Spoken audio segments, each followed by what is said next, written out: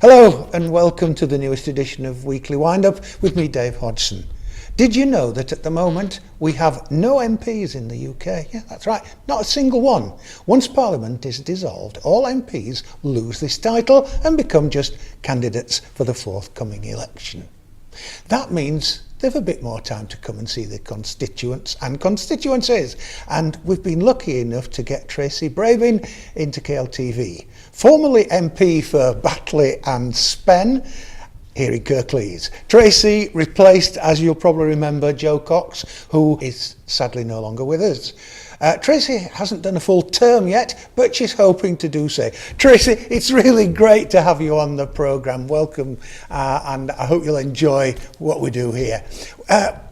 Down to brass tacks though, what was it like to be elected by the people of Batley and Spen? And have you got used to being an MP yet, even though you're not one now?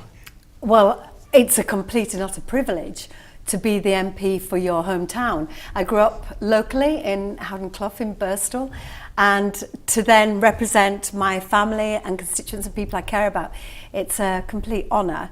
And whether I've got used to it, I've only just got going, and we have to have this general election.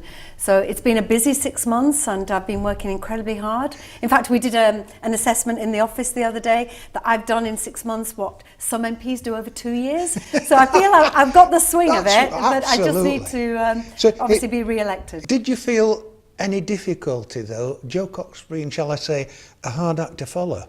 Oh, well, of course. Jo was an amazing woman. I campaigned with her during the 2015 general election, and again to halt the closures of Birstall and Batley Library. So I got to know her. I was incredibly impressed. She's a fine woman, really clever, and is sorely missed in my constituency. And obviously a lot of people I come across all have a memory of Jo.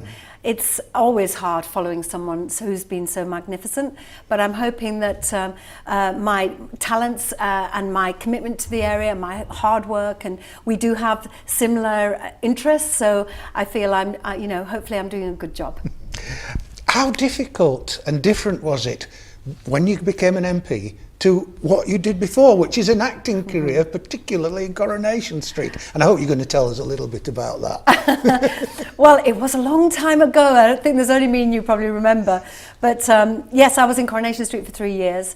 And actually, it was my birthday recently. And I was thinking about my birthday last year. And I was in Singapore in a play. And it was just the most extraordinary birthday. And then after that, I played Paulina in Winter's Tale for Guildford Shakespeare Company. And there was a bit of grit in Paulina in that she fights and stands up to the king. And I just thought I could never get a better birthday than this. It's amazing. Singapore, doing a play at the Raffles Hotel, and actually how life has changed. But the similarities, well, a lot of it, there is some performance element. You also have to think on your feet sometimes, so a bit of improvisation. But the one thing I think is different, and that's why I really want to continue doing it, is that as a really good constituency MP, you can change people's lives. And maybe no one will know about it because it's just one person and you've been able to do something for them, that maybe they get their tax credits returned to them that were underpaid, or they get a hearing in Westminster for something that's been really troubling their families. You know, there are real issues that you can get to grips with that can change people's lives, and it's a complete honour. I think that's something that not many people are totally aware of. The fact these days is, cynically, people feel that MPs are in it for what they can get out of it, publicity or whatever way. And yet here are you, most of the time, doing things for individual people that don't even get a mention in the local paper. Well, obviously for their privacy, but it does feel like politics found me rather than the other way around. I wasn't someone that was yearning for a political career and, you know, ambitious in that way. The situation came about. The Labour Party asked me to do it. I stepped up. It's an honour. It's absolutely where I should be and I need to be. And yes, you're absolutely right. There are some amazing MPs that change lives. And for example, I was a small part of a debate on the Istanbul Convention, which was fighting for the law to protect women and girls against violence. And just my tiny little contribution was part of years of work from MPs. And the fact that that now is ratified, it's going to be law, that will change lives. As was announced in our KLTV news programme on 12th of the 5th 17, KLTV has taken the Colne Valley constituency as our sample area for our 2017 general election coverage. However, as always, our weekly wind-up platform will be available to those wanting to get information into the local and regional community. With that in mind, we invite all parliamentary candidates who have not already been contacted for interview by KLTV to get in touch to arrange a slot on Weekly Wind-Up. Call 01484 512 752 or email info@kirkleeslocaltv.com using the subject header Weekly Wind-Up General Election. Looking forward then now to the forthcoming election, how do you view your own prospects of being re-elected? Obviously nobody knows anything, and at the moment in politics anything can happen in the next half hour. But I do feel that Batley and Spen, they have issues that resonate with me.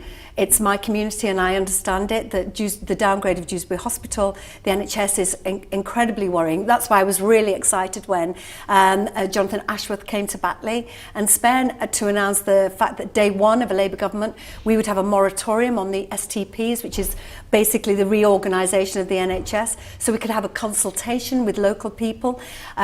Also, in fact, I was on a school gate this morning for the school I went to when I was 7, and with the so-called fair funding formula that the Conservatives want to bring in, every single school in Batley and Spen is going to lose out. 9.4 million is going to be taken off our education budget. So I've been campaigning really hard on that, having public meetings, writing to the Yorkshire Post, talking to heads, writing to Justine Greening. So I really hope that the community sees that I'm not only a hard-working MP in the constituency, but also in Westminster, giving them the voice, fighting against the things that they're concerned about. Now, nationally at the moment, I'm sorry to say on your behalf that the opinion polls don't look all that promising, do they? What's your take on it? To be honest, it's like reviews, isn't it? As an actor, you get a good review and a bad review, and always, you might have 10 excellent reviews, you will always pick over the bad review. Yes. And you won't sleep because of the bad review. And you're only as good as your last review, aren't you? Exactly. So I just think, polls are like reviews. They're there to guide journalists and so on, but actually I have to put them to one side, because when I've got people come to me with issues, or for example, I was talking to some traders recently about the rise in antisocial behaviour just in their community, and to think that 1,200 police have been taken out of West Yorkshire, those sorts of things are what I'm campaigning on, and it's what's important to the people on the doorstep. It's not really about polls. How do you feel about Jeremy Corbyn as leader of the Labour Party? I think this is his moment. I think once we know the true extent of the manifesto, what we've heard so far is incredibly positive.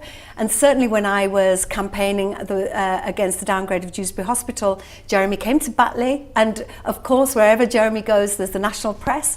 So it was really fantastic for us as a community to get that message on national media, TV and radio.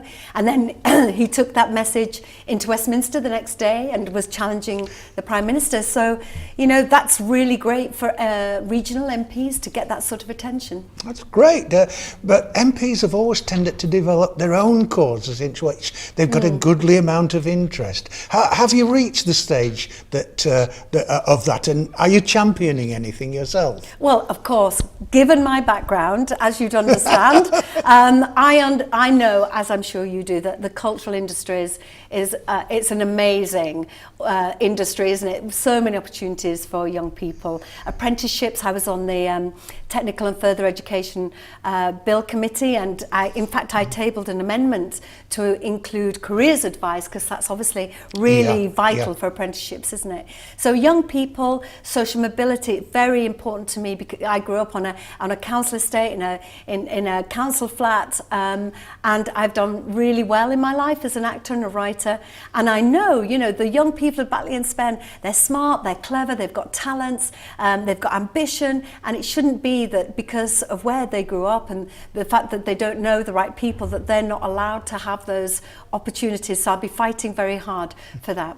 Either rightly or wrongly, arts and media have had a very bad press as far as things are concerned for students at the moment. Oh, they only go in it because it's an easy course. Well, this is one person who used to lecture in media at one time, and it's not easy. It's very, very, very difficult to get right. So, you know, I'm kind of hoping that's my little bid in for you to champion the arts at points. I think you're absolutely right, because it's not just about getting on the course, getting your first job. It's actually sustaining your job. And in fact, Tom Watson has asked me to co-chair a select committee investigating working class access into film, TV and theatre, because it's okay getting that first job, but sustaining it when you don't have family money, when you don't have connections, how to develop a career, and also to find the opportunities for retraining. Because as we know, in the freelance world, you will often need 3 or 4 careers. I was an actor, then I was a writer and an actor, but it was my master's in screenwriting that enabled me to move into that new field. So I know that a lot of it is also about retraining, and I think the government's approach to bringing older women back into work, I think the intention is good, and there are lots of warm words, but when they're on the one hand saying older women can go to their job centre in order to get advice and support, and then they're closing Batley and Spen, a Batley job centre. So on the one hand they're saying one thing but doing another. So I'd be really campaigning to get lots more people into the cultural industries. Good to hear that. So finally then, have you got any message for our viewers around Kirklees and, for that matter, further afield?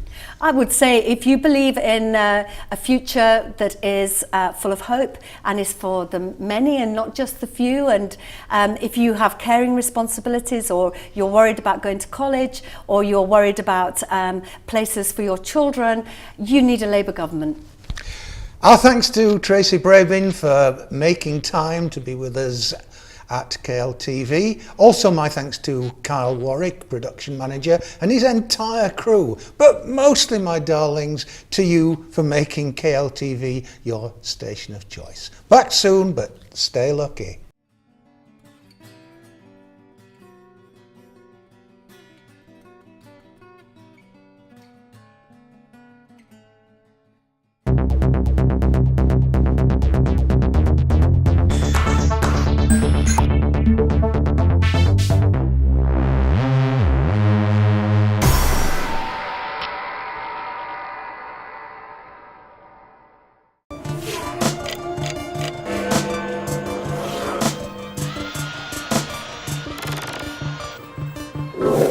Thank you.